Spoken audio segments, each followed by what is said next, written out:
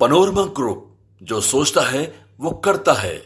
नमस्कार, खबरें with news हाट में आपका बहुत बहुत स्वागत है। मैं हूं सागर और मेरे साथ मौजूद है न्यूज हाट के सीनियर जर्नलिस्ट चंदन झा। नमस्कार सर। नमस्कार सागर जी। सर, अब चुनावी मोड में बिहार आ चुका है और दिन पर दिन पॉलिटिकल पारा जो है वो बिहार का हाई होते जा रहा है। मुकेश सहनी, विकासशील इंसान पार्टी के मुखिया और अपने आप को सन ऑफ मल्लाह कहलाने वाले, अब सीधे भारतीय जनता पार्टी के प्रदेश अध्यक्ष पर टिप्पणी करने लगे हैं। और केवल टिप्पणी ही नहीं सर, बल्कि सीधा चेतावनी भी दे दिया है। क्या कुछ मामला है? अंदर खाने की क्या खबर है? देखिए, अंदर खाने की खबर बाद में, पहले मामला। और कल जो है मुकेश सहनी वीआईपी सुप्रीमो बहुत तीखा नजर आए और बहुत प्रहार किया, तगड़ा वार कर दिया है बीजेपी पर। जो बिहार के अध्यक्ष हैं बीजेपी के, डॉक्टर दिलीप जायसवाल, उनको तो सुनाई ही, उन्होंने तमाम बातें कही हैं और सबसे है कि पूरे बीजेपी पर उन्होंने सवाल उठा दिया है। और देखिए, वह कह रहे हैं दिलीप जायसवाल के बारे में, मतलब उनका आरोप है कि दिलीप जायसवाल ने निषाद समाज को झोला उठाने वाला बताया था और कह रहे हैं ये चोट है निषाद समाज पर, जो सहनी समाज है, मल्लाह समाज पर ये चोट है, उसकी गरिमा पर चोट है और तत्काल जो है माफ़ी मांगनी चाहिए। किनको? तो दिलीप जायसवाल को, यह मुकेश सहनी कह रहे हैं। और कल उन्होंने कई रहस्य वाली बातें कही हैं। हाँ, एयरपोर्ट वाली बात, फ्लाइट वाली बात। और उसमें उनका दावा है कि जब हम मुंबई जा रहे थे, पिछले महीने कह रहे थे कि पिछले महीने ही जब मुंबई जा रहे थे तो एक केंद्रीय मंत्री और एक राज्य मंत्री, मतलब एक बिहार का मंत्री और एक जो है केंद्र का, हाँ वहाँ देश का, दिल्ली का जो मंत्री है, वो उसमें पता नहीं कैसे अपना उन लोग का भी टिकट था और साथ में गए।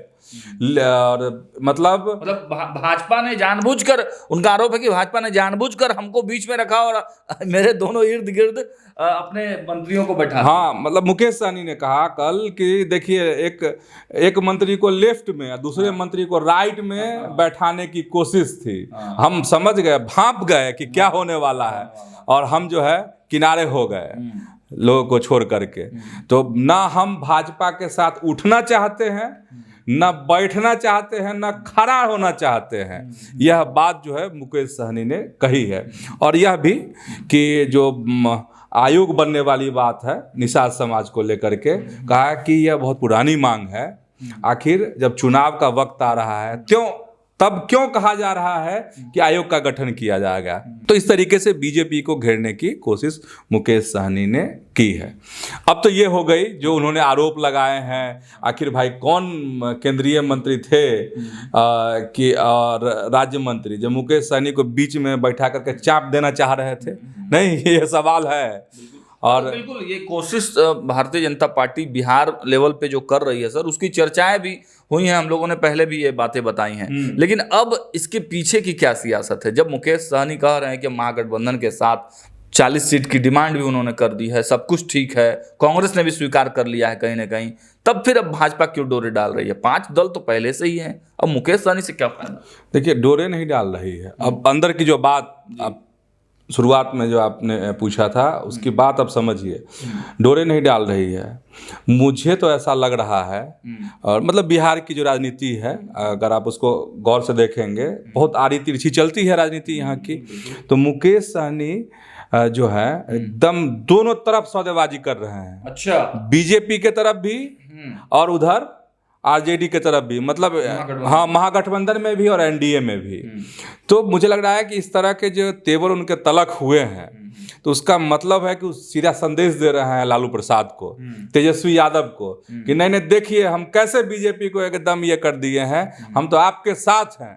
देखिए, सीटों की लड़ाई है, लड़ाई होनी भी चाहिए, इसलिए कि जितनी सीटें आपके पास रहेंगी, जितने आपके ज़्यादा लोग जीत करके आएंगे, उतना आप ताकतवर होंगे। और मुकेश सहनी तो कह रहे हैं हम इस बार शेरे बनेंगे। शेर मतलब यहाँ कहने का मतलब ये है कि डिप्टी सीएम नहीं, तो उनका अरमान भी बड़ा है मुकेश सहनी का। पिछले बार तो उसी बात पर वो अलग भी हुए थे। हाँ, अलग हुए थे। तो इस बार जो है चाह रहे हैं कि दम नहीं चूके। तो आप समझ जाइए मुकेश सहनी के जो कह रहे हैं ठीक है कि आखिर सवाल तो है कि कौन दो मंत्री उनको बीच में चाप देना चाह रहा था भाजपा का, लेकिन मुकेश सहनी जो है अभी जबरदस्त सियासत कर रहे हैं, जबरदस्त, और मौका भी है हाथ में अभी उनके लिए। इस सवाल यह है कि क्या वाकई में भाजपा चाहती है कि मुकेश सहनी उनके पास आ जाए, और क्या वाकई में अगर वो आ जाते हैं इस पाले में तो वो वोटों का जो समीकरण है वो भाजपा को टर्न अप कराने में सफल हो जाएंगे? देखिए, अब वोट का जो समीकरण है वो टर्न अप कराने में 100% सफल मुकेश सहनी नहीं होते हैं, या आरजेडी को ही लोकसभा चुनाव में आप देख लीजिए 100% सफल नहीं हुए मुकेश सहनी, लेकिन एक ताकत के रूप में उभर रहे हैं। यह बात है। हाँ, ये एक फैक्टर है, लेकिन 100% इधर से उधर कर देंगे वोट का, इसका प्रमाण लोकसभा ही है। आप महागठबंधन में ही थे तो क्या हुआ भाई, वोट ही प्रमाण है ना। अगर हम कोई दलील रखें, आप कोई दलील रखें, उससे बढ़िया है कि वोट प्रमाण है, सीट पर। हाँ, एक बात देखिए कि आप कह रहे थे कि क्या भाजपा उनको अपने तरफ करना चाहती है, यह मुकेश सहनी का दावा है, क्योंकि कह रहे हैं कि रात के अंधेरे में लोग हमसे मिलना चाहते हैं। दिलीप जायसवाल के बारे में भी कह रहे हैं, कह रहे हैं ना, जायसवाल ने भी बयान दिया था हाँ, कि रात के अंधेरे में मिलना चाहते हैं हमसे। तो अंदर खाने जो बात चल रही है, अब वाकई में बात चल भी रहे हैं, मुकेश सहनी बतियाते भी हैं, लेकिन अभी अच्छे रिश्ते हैं उनके भाजपा के। स्वाभाविक है, नेताओं के एक दूसरे से अच्छे रिश्ते रहते हैं। अब वो रिश्ते जो है अलग अलग समय पे अलग अलग तरीके से उन सबका प्रकटीकरण होता है। और ये है सबसे है कि मुकेश सहनी अगर कह रहे हैं तो ठीक है, चीज़ें हो सकती है, ये हुई होंगी उनके साथ फ्लाइट वाली बात, रात के अंधेरे में मिलने की भी कोशिश हुई है, दिन के उजाले में भी आप मिले हैं साहब भाजपा के नेताओं से। तो ऐसा नहीं है कि रात मतलब अंधेरे में ही मुलाकात की बात है, उजाले में भी मुलाकात की बात है। हो सकता है कि जो चाह रहे होंगे बीजेपी से बात नहीं बनी हो, इसलिए तिल मिलाए हुए हो, और चूंकि बात लीक है कि भाई दोनों में बात चल रही है बीजेपी और मुकेश सहनी में, और तेजस्वी जी एकदम गौर से देख रहे होंगे, निष्ठा भी साबित करनी है वहां पर। एकदम सब भाई, आर या पार, दाएं या बाएं, किसी तरफ तो रहना है, कहीं पर निगाहें कहीं पर निशाना। हाँ, तो ये है सियासत, अभी बहुत कुछ होना बाकी है। लेकिन एक चीज है, लग रहा है इस बार का चुनाव जो होगा ना, जबरदस्त ही नहीं, बहुत तीखा होगा, बहुत तीखा होगा, आरोप प्रत्यारोप होंगे, एकदम जबरदस्त। चलिए, तो चुनाव की खबरें भी हम आपको दिखाएंगे, लेकिन बहुत अच्छी जो इंटरनल बातें चल रही थी और जो वास्तविक हालात हैं अभी, उसके बारे में चंदन सर ने बताया। आगे बढ़ते हैं, एक और बड़ी खबर निकलकर सामने आ रही है। देखिए, वीणा देवी जो चिराग पासवान की पार्टी से सांसद हैं और उनके पति दिनेश सिंह एमएलसी हैं, उनकी मुलाकात मुख्यमंत्री नीतीश कुमार के साथ हुई है। क्या कुछ मामला है, जानने के लिए सीधे चलते हैं चंदन सर के पास। हाँ, देखिए, पहले तस्वीरें दिखा देते हैं। हाँ, पहले तस्वीर, मुलाकात वाली तस्वीर देखिए। अब तस्वीर आप लोगों ने देख ली। अब यह तस्वीर बहुत कुछ कहती है, और बहुत कुछ इसलिए कहती है कि आप देखे होंगे अभी जो वीणा देवी हैं वो तो चिराग पासवान की पार्टी से सांसद हैं, और उनके पति हालांकि जदयू में हैं, नहीं तो पति और पत्नी दोनों मिले हैं। अब यह है कि आखिर बस 1-2 दिन पहले चिराग पासवान की मुलाकात हुई थी, इसके बाद वीणा देवी मिली हैं, तो इसका क्या मतलब है? इसका मतलब है ऐसे ही कोई मुख्यमंत्री से नहीं मिलता है। वैसे अब तस्वीर में देखे होंगे जो उन्होंने पोस्ट किया है वीणा देवी ने, जिसमें लिखा है कि शिष्टाचार मुलाकात। तो शिष्टाचार मुलाकात में ही ना सारी बातें होती है, और चुनाव नज़दीक है तो खबर अंदर खाने की तो यही है कि उनके परिवार से चुनाव फिर लोग लड़ेंगे। अच्छा, मतलब अगली तैयारी है। हाँ, फिर से तैयारी है, और चुनाव नज़दीक है। तो चुनाव नज़दीक है और अगली पीढ़ी जो है चुनाव लड़ना चाह रही है, तो फिर उसके लिए आशीर्वाद की तो जरूरत है ना मुख्यमंत्री की। बिल्कुल। तो यही अगली पीढ़ी में कौन है सर, नाम का भी खुलासा कर दें। उनकी बेटी हैं, दामाद हैं, एक बेटा भी है। बेटी की चर्चा हो रही है, बेटी की हाँ, कि वो फिर चुनाव लड़ेंगे। पहले भी चुनाव लड़ चुकी हैं, हाँ, कोमल सिंह, तो वह चुनाव लड़ेंगी। तो हो सकता है इन सब चीज़ों को लेकर के भी जरूर चर्चा हुई है अंदर खाने की, यही बात है। हालांकि लोग कोई स्वीकार नहीं कर रहे हैं इस बात को। तो चलिए, मतलब चुनाव का जोड़ घटाव गुणा गणित वाली जो कहानी है वो शुरू हो गई है। बिल्कुल। चलिए, अगले खबर की तरफ चलते हैं। हालांकि इस खबर को हम लोगों ने बताया है, लेकिन अंदर खाने क्यों कांग्रेस इतनी बड़ी तैयारी कर रही है, क्यों बार बार तेजस्वी यादव के द्वारा किए हुए कार्यों को ही अब वो दिखा रही है। माई बहन मान योजना तेजस्वी यादव पहले लागू कर चुके हैं, कांग्रेस अब कल लॉन्च कर रही है। मतलब क्या है, मायने क्या है? सीधे चलते हैं चंदन सर के पास। सर क्या मायने हैं, जरूरत क्यों पड़ी? देखिए, मायने तो ऐसे समझिए ना कि एकदम सीधी बात कि कुछ न कुछ तो गड़बड़ है महागठबंधन में। हम गड़बड़, ये माई बहन मान योजना है, ये तो उसका सबसे बड़ा प्रमाण अब हो गया बहुत बड़ा कि, प्रमाण है कि एकदम गड़बड़ी कहीं ना कहीं बड़ी गड़बड़ी है। देखिए 18 मई को ही मीटिंग होने वाली थी फिर से महागठबंधन की, वह मीटिंग नहीं हुई है। होने वाली थी ना, और सब कुछ तब ठीक ही रहता तो एक साथ बैठकर ये योजना को लॉन्च किया जाता। राजद अलग लॉन्च कर रही है, कांग्रेस अलग कर रही, हो सकता है वाम दल अलग लॉन्च करे। अब वाम दल करे चाहे नहीं करे, लेकिन तो कर दिया। हाँ, कांग्रेस की तरफ से तो योजना लॉन्च कर दी गई। राजद लॉन्च कर चुका है पहले ही कि हम इस तरह का माने स्कीम जो है उसको, और देखिए सेम हूबहू वही चीज है, और इस नाम भी वही है। और समझ रहे हैं तेजस्वी यादव इस योजना के प्रचार प्रसार पर किस तरीके से उन्होंने ध्यान दिया था। नहीं, खूब फोकस है, हर जगह आप लोग देख भी रहे होंगे कि किस तरह प्रचार प्रसार किया जा रहा है इस योजना का। उसको एकदम जो है छीन लिया है कांग्रेस। सर एक विजुअल दिखा देते हैं, जो उस पीसी जो हो रहा था, और वो जो आप देखिए कि पीसी में जो तस्वीरें दिखाई गई हैं, उस तस्वीरों से तेजस्वी यादव गायब है। हाँ भाई, कांग्रेस की योजना है तो तेजस्वी यादव उसमें क्या करेंगे? कांग्रेस की योजना है। हाँ, एकदम स्पष्ट है। अगर महागठबंधन की योजना रहती तो सब कोई साथ में लॉन्च करते। उसमें लालू जी की भी तस्वीर होती, उसमें राहुल गांधी की भी तस्वीर होती, उसमें तेजस्वी यादव की भी तस्वीर होती, राजेश राम की तस्वीर होती, और वाम दल के नेताओं की भी तस्वीर होती। तो ये देखिए एकदम स्पष्ट है कि राहुल गांधी और तेजस्वी यादव आमने सामने हैं। इससे बड़ा कोई प्रमाण नहीं हो सकता है। अब बस एक लाइन के लिए जो दर्शक हैं उनको, कि इस योजना के तहत कांग्रेस ने वादा किया है कि जब उनकी सरकार बनेगी, ठीक वैसे ही जैसे कर्नाटक में, जैसे हिमाचल में और झारखंड में जो हेमंत सोरेन की जो सरकार है उसकी सहयोगी है कांग्रेस, तो वहाँ पर जैसे सरकार बनी है और वहाँ पर भी इस तरह की योजना चल रही है।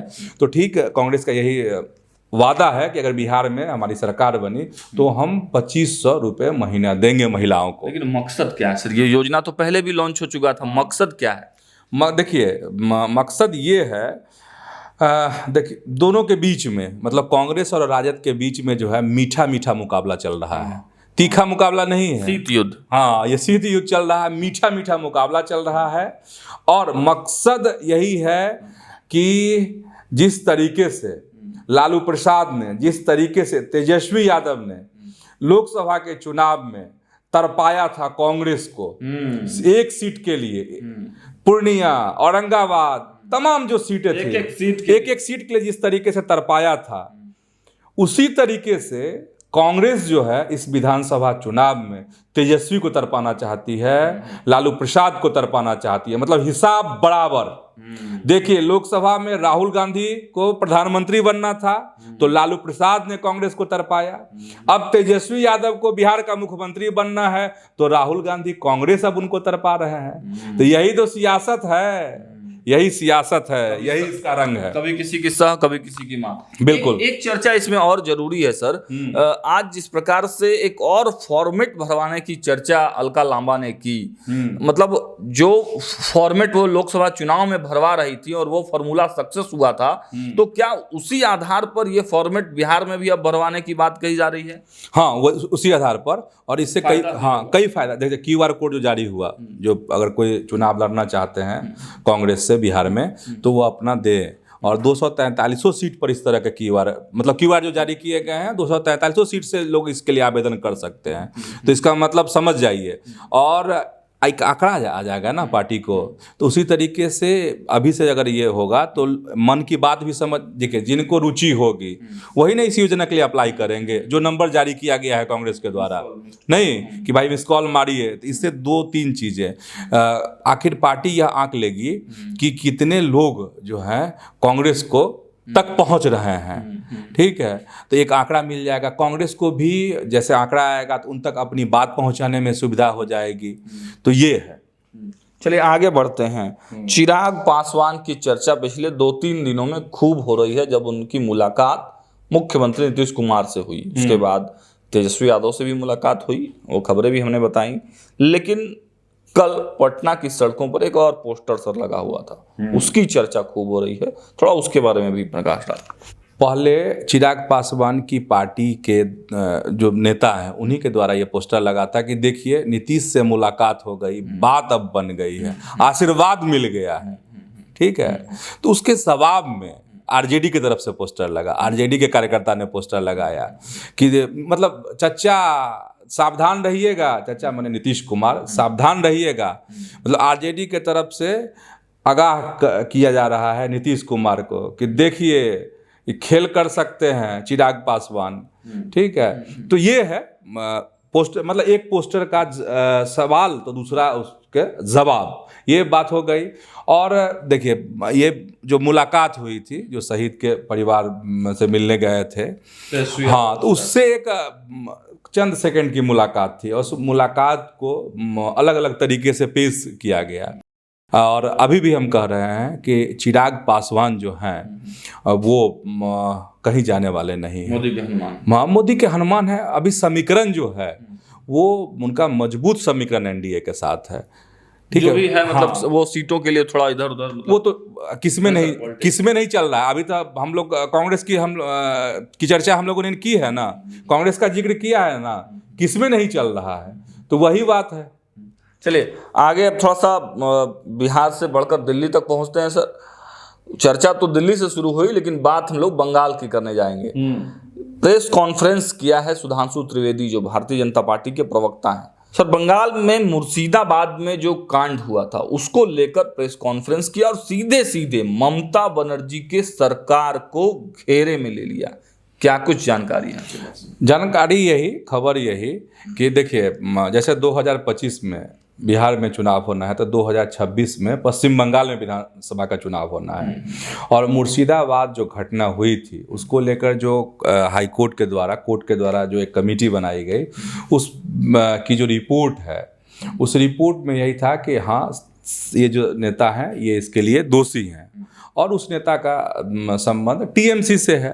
तो जैसे ही यह चीज़ें सामने आई, बीजेपी हमलावर हो गई और बीजेपी हमलावर हो गई। तमाम सवाल जो है बीजेपी के द्वारा इस पर उठाए गए हैं। इसको दो तरीके से देखा जा रहा है। एक तो देखा जा रहा है कि एक समाज जो परेशान हुआ, जो तंग हो गया, तबाह हो गया, उसके लोग कह रहे हैं कि उसके पक्ष में भाजपा ने आवाज़ उठाई है। और इसी को लोग दूसरे तरीके से समझ रहे हैं, कह रहे हैं कि चुनाव है तो बीजेपी एक अलग तरह का रंग देना चाहती है और इसका लाभ जो है 2026 में लेना चाहती है। सागर जी, एक और जब पश्चिम बंगाल का जिक्र कर ही रहे हैं तो बस 1 से 2 लाइन में हमने बताया था आपको कि टीएमसी ममता बनर्जी जो हैं, जो विदेश प्रतिनिधि मंडल जाने वाला था, पाकिस्तान की जो कारगुजारियां हैं उसका खुलासा करने के लिए, उसमें टीएमसी की तरफ से ममता बनर्जी ने शुरू में नानूकर किया, बाद में अभिषेक बनर्जी को शामिल कर दिया। तो एक और पहल जो है टीएमसी के द्वारा ममता बनर्जी की ओर से की गई है कि एक प्रतिनिधि मंडल, एक कमेटी बना करके वह जम्मू कश्मीर भेज रही है। इसको दूसरे चश्मे से देखा जा रहा है। कहा जा रहा है कि ममता बनर्जी इसका लाभ लेना चाहती हैं पश्चिम बंगाल के चुनाव में। यह है। चलिए, तो ये तमाम पॉलिटिकल अपडेट्स तो हमने आपको दिए, अंदर खाने की भी खबरें दिए, लेकिन इसमें एक और सेगमेंट सर आज हम लोग ऐड कर रहे हैं। जनता के भी इसमें मुद्दे हम लोग रखेंगे। तो क्या है जनता के मुद्दे सर आज के लिए? देखिए, जनता का मुद्दा जो है, जो काम की खबर अगर कह ले, और जिससे ऐसा है कि हमारा आपका सबका वास्ता है, दूध हर आदमी की ज़रूरत है, हर घर की ज़रूरत है, लेकिन आपकी जो पॉकेट है वो आप कट जाएगी। महंगाई का बोझ बढ़ा है और सुधा दूध के दाम में प्रति लीटर 2 रुपये से लेकर 3 रुपये की वृद्धि की गई है। यानी महंगाई का बोझ अब बढ़ने जा रहा है। जिस दूध की कीमत 62 थी, अब वह आपको 65 रुपये में मिलेगी। उसी तरीके से जिस दूध की कीमत 1 लीटर 52 रुपये कीमत थी, अब वह आपको 54 रुपये में मिलेगी। क्योंकि तमाम जो दूध की कंपनियां हैं अलग अलग जो हैं उन्हें दाम बढ़ाए थे, उसी समय से लग रहा था कि सुधा भी अपने कीमत में इजाफा करेगा। इसमें खास बात यह है कि दही, घी और जो अन्य उत्पाद हैं सुधा के, उसके दाम अभी नहीं बढ़ाए गए हैं और यह दाम जो है आज ही से लागू हो रहे हैं। चलिए, तो देखा आपने न्यूज़ हाट का यह प्रोग्राम, आपको कैसा लगा कमेंट बॉक्स में ज़रूर बताइएगा। साथ ही साथ कमेंट बॉक्स में अगर आपके कोई सवाल हो पॉलिटिकल, तो वह भी आप पूछ सकते हैं। फिलहाल इस वीडियो में इतना ही। देखते रहिए न्यूज़ हाट। बहुत बहुत धन्यवाद।